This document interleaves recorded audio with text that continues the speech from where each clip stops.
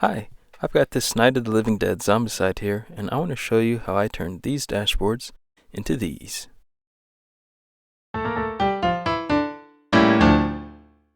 Since a lot of the game and movie is in black and white, we'll use those as the main colors for the dashboard.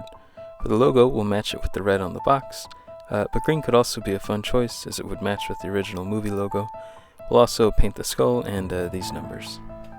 First, we'll need to cover up the sticker here so we can prime it. I'll be cutting a piece of painter's tape to size.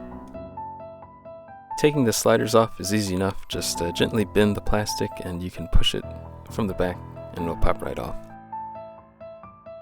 Be sure to put these in a safe place because it is easy to lose them. For measurements, I encourage you to measure using your own equipment because I noticed a bit of inconsistency across some of my measuring devices, but I got about 11 by 199 millimeters.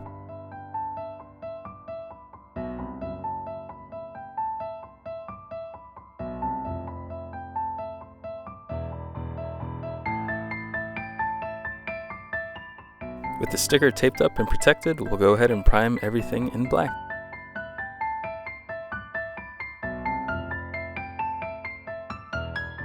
Now we can use a cheap white craft paint to paint around the sticker. And once that's dry, we can peel it off. If any rogue paint got on the sticker, it's actually pretty durable. You can scrape it off or gently use a swab with alcohol to get it off. Again, using that cheap craft paint, we're going to go ahead and fill in the Night of the Living Dead logo, the numbers, and the letters on the Zombicide logo.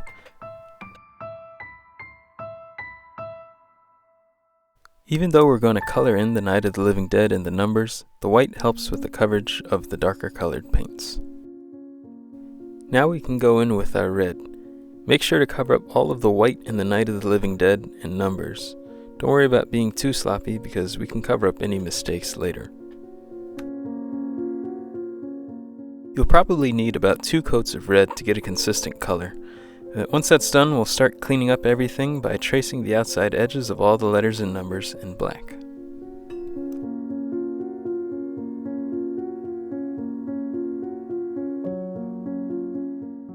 Make sure to take your time with this because this will make the end result much neater. Now we can take our little sponge here, dab it in white, remove any excess, and start sponging away. We're going to try to avoid some of the recessed edges and definitely take your time and be deliberate around the letters. Any white that gets on the letters can be painted over again, but we'll want to avoid that as much as we can.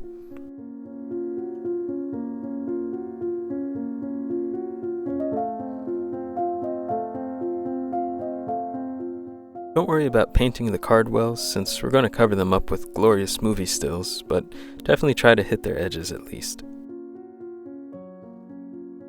For the skull, I'm using this Arid Earth from Army Painter, but any bone color paint will work just fine.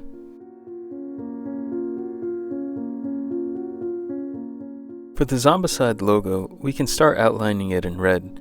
Any white that got onto the outline from the sponge will help accentuate the roughed up look of the logo. The whole thing is usually outlined in white, but I'm choosing to leave the recessed outline black since there's so much white surrounding it. The logo has a bit of a transition from black to red, so you can leave the bottom entirely black and gently paint a transition into it from the top.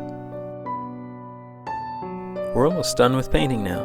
Double check your red for any specks of white, and we're going to cover up any white that may have made its way around the skull and the card slots, on the edges, and the recesses for the character or item cards.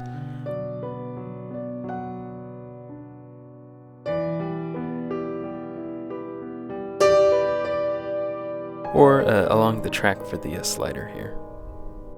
Now for the fun part. I've got these images here cut 50 by 68 millimeters, but again, measure with the tools you'll be using. We've also got some regular Mod Podge and a brush. I recommend practicing with some scraps first, but when you're ready, you're going to thin down the Mod Podge a bit with the water and apply it to a cardwell. This might seem kind of strange, but we need to dip our paper in water. It'll curl up a bit, but this will prevent wrinkles. Without it, my practice scraps went on smooth and dried very wrinkly. This video I saw recommended dipping in water, and they came out perfect. Shout out to her. Once it's down, we can smooth it on with a plastic card or a scraper of some kind. Just make sure to get it flat.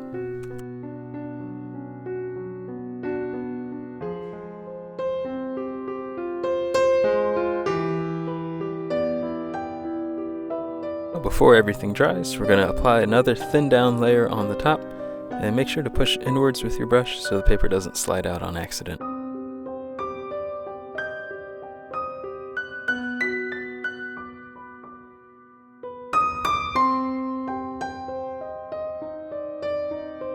And repeat the same steps for the second image. If you get any bubbles that you can't press out, you can try poking a small hole or making a cut and applying a watery layer of Mod Podge. After at least 15 minutes, go ahead and apply another layer to make things really durable. After a nice long dry time, apply some spray varnish to protect the paint. Put the clips back on, and we're done.